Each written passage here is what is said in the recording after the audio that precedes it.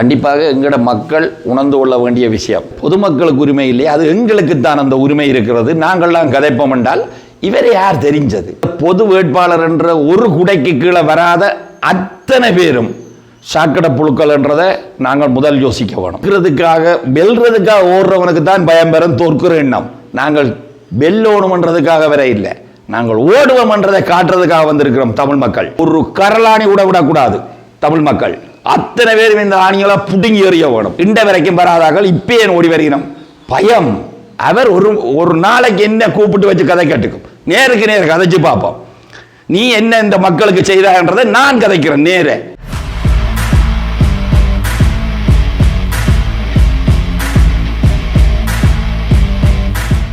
பொது வேட்பாளர் சம்பந்தமான ஒரு விடயம் கதைக்க வேண்டிய கட்டாயத்துக்கு இருக்கிற நாங்கள் பொதுமக்களாக நாங்கள் கதைக்க வேண்டி இருக்கு.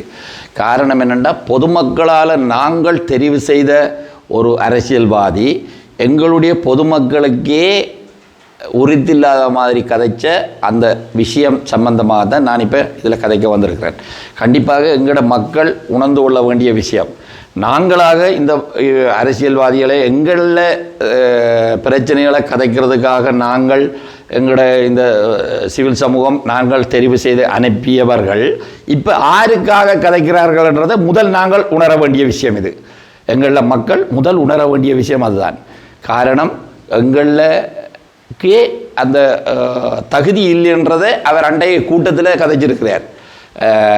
இப்படி பொதுமக்களுக்கு உரிமை இல்லையா, அது எங்களுக்கு தான் அந்த உரிமை இருக்கிறது. நாங்கள்லாம் கதைப்போம் என்றால் இவரை யார் தெரிஞ்சது? இவரை யார் இதுக்கு தெரிஞ்சு விட்டது? மக்களாகிய நாங்கள். இது மக்கள் நாங்கள் தான் முதல் விழித்து எழும்பணும். காரணம் என்னென்றால், நாங்கள் இந்த பொது வேட்பாளர் என்ற ஒரு குடைக்கு கீழே வராத அத்தனை பேரும் சாக்கடை புழுக்கள் என்றதை நாங்கள் முதல் யோசிக்க வேணும். எங்களோட மக்கள் உணர வேணும். இந்த ஒரு குடையன்கள் வராத இந்த தமிழ் பொது வேட்பாளர் என்ற மைய புள்ளிக்குள்ள வராத எந்த அரசியல் கட்சியாக இருந்தாலும் சரிதான், அது எங்களுடைய சாக்கடை புழுக்கள். தூக்கி தூரத்தில் பேச வேண்டியது. நாங்கள் ஏற்கனவே இதை நாங்கள் செய்திருக்க வேணும். நாங்கள் செய்யாம விட்டது ஆலதான் இதை இன்றைக்கு இந்த தூரம் கதைக்க வேண்டி வந்ததுக்கான காரணம்.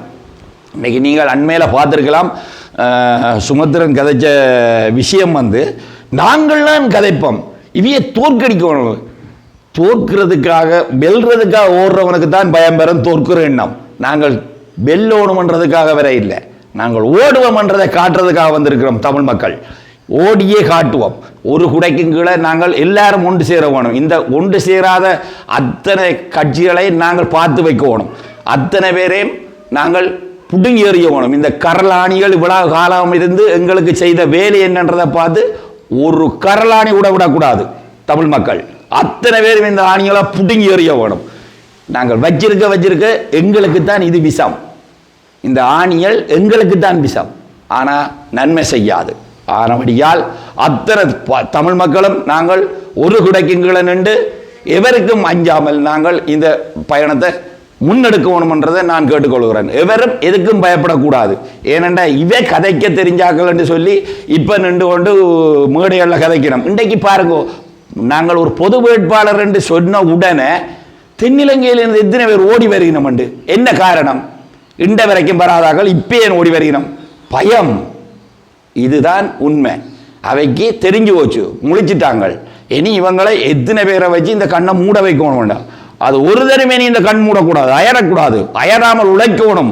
அத்தனை பேரும் வேகம் கொண்டு நடக்கணும். இது அத்தனை பேருக்கும் அடுத்த தேர்தலில் காட்டணும். நாங்கள் பொதுமக்களாக இந்த அரசியல்வாதி அத்தனை பேருக்கு நாங்கள் இந்த விஷயத்தை காட்டணும். நாங்கள் தான் உங்களை தெரிஞ்ச நாங்கள்ன்றது இந்த கதைச்ச அத்தனை பேருக்கும் இது பாடமாகணும். அத்தனை அரசியல் கட்சிகளுக்கும் இந்த அரசியல் கட்சிகள் கேட்டு அவர் இந்த விஷயத்தை சொல்லியும், சுமத்திரன் இந்த விஷயத்தை சொல்லியும் ஒருதரும் கேட்க தகுதி இல்லாத மாதிரி இருந்த அத்தனை கட்சிகளுக்கும் இது நான் பதிவு செய்கிறேன். கண்டனமாகத்தான் பதிவு செய்கிறேன். அவருக்கு அந்த கதைக்கிறதுக்கு தகுதி இல்லை. வேணும்னா அவர் ஒரு நாளைக்கு என்ன கூப்பிட்டு வச்சு கதை கேட்டுக்கும். நேருக்கு நேர் கதைச்சு பார்ப்போம். நீ என்ன இந்த மக்களுக்கு செய்தான்றதை நான் கதைக்கிறேன் நேரே. நான் படிக்காதவன் தான், 4ஆம் வகுப்பு தான் படிச்சினான். வேணுமென்னா அவர் படித்த சட்டவாளர் விரட்டுக்கும் என்னோட கதைக்கிறதுக்கு. நான் பயப்பட மாட்டேன். நேருக்கு நேர் கதைச்சு பார்ப்போம். இந்த கடலோடி அமைப்பின் பேச்சாளராக நான் இந்த கடத்தொழில் சம்பந்தமாக பேச வேண்டியிருக்கிற காரணம் என்னென்னு சொன்னால், இன்றைக்கு தடைக்காலம் வரைக்கும் 1.5 மாதம் ஒரு தரும் இது சம்பந்தமாக கதைக்க இல்லை. எப்பயோ கதைச்சிருக்க வேண்டிய ஒரு விஷயம் இன்றை வரைக்கும் கதைக்க இல்லை. ஏன்? இது தங்களுக்கு ஒரு என்ன சொல்கிறது, இந்த பேசு பொருளாக இருக்கணுமன்றதுக்காக, இந்த மக்களுடைய பிரச்சனை தீர்க்கணுமென்று அரசியல்வாதி ஒருவருமே இல்லை, அரசியல்வாதியும் இல்லை, அரசு அதிகாரிகளும் இல்லை. காரணம், அவையில் தங்கட வேலையை மட்டும் பார்க்கணும். இந்த மீனவர் வந்து குத்துப்படுறது அடிபடுறது அவைய ஒரு வேடிக்கை பார்க்கறதுக்காக இதை காலகாலமாக வச்சிருக்கணும். 2 நாட்டுக்கு ஒரு எல்லை இருக்குன்னு சொன்னால் பேருந்து என்னப்பா அதில் பேருந்து பேசுறதுக்கு இருக்குது, 2 நாடும் இதன் இருக்கலாம். ஆனால் இந்த கடற்படை கண்டிப்பாக செய்ய வேணும். ஒரு தடவை கூட இந்த எல்லை தாண்டப்படக்கூடாது. அப்படி என்றால் தான் எங்கட கடற்படை இது எங்கட நாட்டுக்கு சொந்தமான கடற்படை. இல்லையண்டா அந்நிய தேசத்துக்கான கடற்படை என்றதை தான் நாங்கள் சொல்லணும். அவைக்கு நாங்கள் காசு கொடுத்து சம்பளத்துக்கு வைக்க வேண்டிய அவசியம் இல்லை. எங்கட நாட்டை எங்கட பலத்தை காப்பாற்றுறதுக்கு தான் எங்கட கடற்படை, எங்கட கடலை காக்க வேணும். அதை நாங்கள் கடற்படை அதிகாரிகளுக்கு நாங்கள் இதை ஒரு முன் வச்சு சொல்லுறேன். எங்கட கடலை நீங்கள் காப்பாற்றணும், நீங்கள் காப்பாற்றியாகணும். மற்றது இந்த தடைக்காலம் முடியும் வரைக்கும் பாருங்க, இவ்வளோ காலம் ஒருதரும் பேசாமல் இருந்து விட்டு இப்போ ரோலர் விரத வலிக்கிட்டா பிறகு அது ரோலர் விரதன்ற கதை. ஏன் இந்த பிரச்சனை தீர்க்கப்படாத பிரச்சனையா? என்ன காரணம்? இன்றைக்கு பாருங்க, எங்கட கரையோரம் நீங்கள் எங்கே போய் பார்த்தாலும் தொழில் இல்லை, மீன் இல்லை. என்ன பிரச்சனை? வறுமை கோட்டுக்கு கீழே வந்துடுது. ஆர் இந்த மீனவரை பார்க்கறது இருக்கிறோம்? ஆர் ஒரு இந்த மீனவற்ற பிரச்சனை என்ன, இது ஏன் இந்த மீன் படையில் என்ன காரணம்ன்றதை கேட்க இருக்கிறோம்? ஒரு தரம் கேட்டது கிடையாது. ஏனென்றால் எங்கட சமூகம் இதைத்தான் நடுக செய்து கொண்டிருக்குது. ஆனபடியால் இதுக்கான ஒரு பிரச்சனை உடனடியாக தீர்க்கப்பட வேணும். இது இழுத்து செல்ற விஷயம் இல்லை. இது தடைக்காலம் முடியும் வரைக்கும் நீங்கள் பேசாக இருந்துட்டு தடைக்காலம் முடிந்த பிறகு இனி கதைக்க போனால் இது கதைச்சு கொண்டிருக்க அவங்கள வேலை முடிஞ்சிடும். பேருந்து மாறி வந்தால் சரி, அதுன்ற கதையே முடிஞ்சிடும். பேருந்து வார வருஷத்துக்கு துவங்கும். இது இப்படியே தான் காலகாலமாக நடக்குது. இன்றைக்கு 15 வருஷமாக இந்த பிரச்சனை தீராமல் கிடக்குது.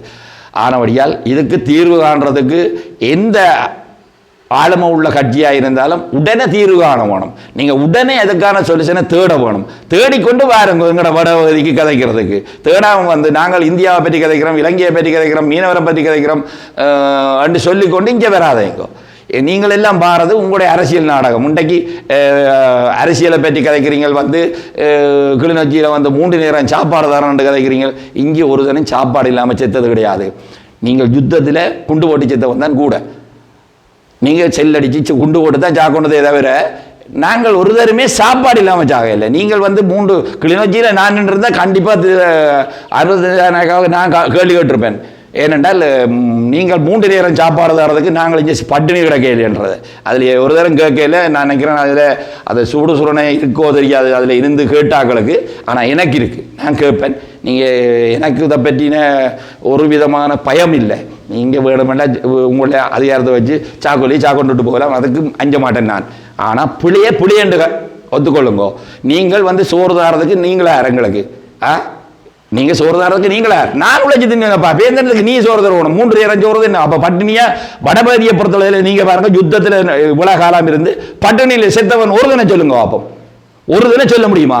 உங்களால் சொல்ல முடியாது. அப்போ பட்டினியில் நாங்கள் சாகையில்னு தெரிஞ்சு கொண்டு எங்களுக்குள்ள பசி என்ன, எங்கட காணி, எங்கட பிரதேசம், எங்கட வளங்கள் இன்றைக்கு பாருங்க. எங்கட வளம் இன்றைக்கு இந்த இவ்வளோ பேரும் இருக்கிறீர்கள். இந்த ஆணவரம் அடைக்கப்பட்டிருக்குது. இன்றைக்கு எங்கள வளம் இரை போகாமல், கடல்ல இரை இல்லாமல் இந்த கடல் வளம் முற்றுமுழுதாக தொழில் இல்லாமல் நின்றுடுது. அது மன்னார் கடலாகவும் இருக்கலாம், எங்கட வடபகுதி கடலாகவும் இருக்கலாம். இன்றைக்கு இதே இல்லை கடல்ல. ஆனபடியா இதை என்னத்துக்காக? ஒரு அட்டை தின்னாத பிரதேசத்தில் என்னத்துக்கு அட்டை பண்ண? எங்கட நாடு அட்டை சாப்பிடுமா? கேள்வி அதுதான். ஒரு அட்டை தின்னாத ஒரு நெல் இன்றைக்கு ஒரு நெல் அவ்வளோ தூரத்துக்கு விதைச்சிருந்தா பசி வந்தால் நாங்கள் கஞ்சி நிலம் எல்லாரும் மாறிச்சாரி வேண்டி குடிச்சிருக்கலாம். ஒரு அட்டை தின்னாத நாட்டில் என்னத்துக்காக அட்டை? சீனாக்காரனுக்கு நாங்கள் இங்கே இருந்து கடல் உணவு அனுப்புகிறோம்.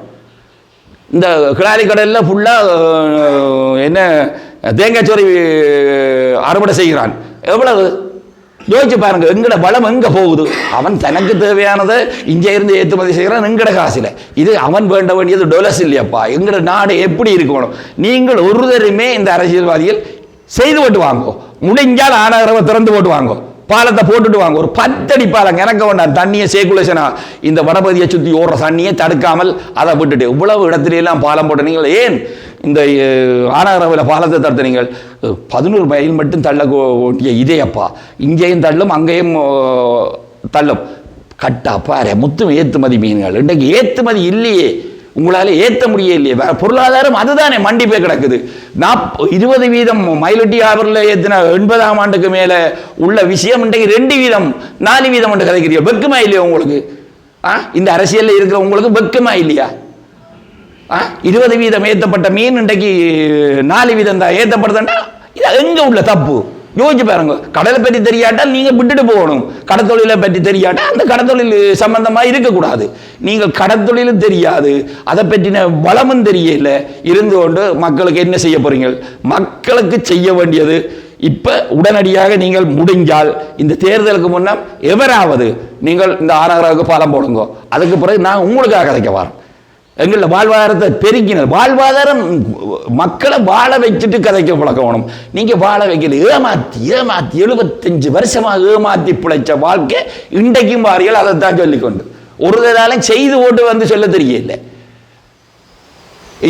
இங்கே நீங்கள் வந்து இப்போ சைத்து வந்து சொல்கிற 13 தரணும் அதை தரேன்னா அங்கே போர்க்கொடி தூக்குறாங்க, அவற்றை வாசலில் போய் நின்று. அப்போ இதெல்லாம் பொய் தானே?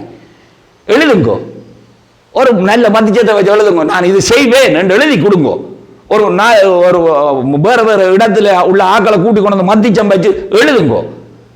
நீங்கள் எழுத முடிஞ்சாலும் உங்களால் தைரியம் இருந்தால் சொல்லுங்க, அதில் எழுதி கொடுங்க. நாங்கள் இதை செய்வோம் என்று சொல்லி அப்போ நாங்கள் யோசிப்போம். அதை விட்டுட்டு நீங்கள் இப்போ பொது வேட்பாளர் என்ற உடனே ஓடி வாரிய பயத்தில் என்னத்துக்காக பேப்பறீங்க? என்னத்துக்காக பேப்ப? ஆனால் முடிஞ்சால் உங்களோட பிரதேசத்தில் இந்த சிங்கள இளைஞர்களுக்கு நான் ஒரு வேண்டுகோள் வைக்கிறேன். என்னென்னா, நீங்கள் உங்களோட பக்கத்தில் கிடக்கிற இந்த கரலாணிகளை புடுங்கணும். முதல் இந்த இளம் சமுதாயம் அடுத்த சந்ததி எல்லாம் சேர்ந்து நாங்கள் வாழணும், நல்லா இருக்கணும்டா முதல் செய்ய வேண்டிய இந்த படித்த இளைஞர்கள். நீங்கள் இந்த அறகலையத்தை வாங்கி இந்த அரசியல்வாதிகளை எல்லாத்தையும் அல்லூரகல்லூரமாக்கிற மாதிரி இந்த பல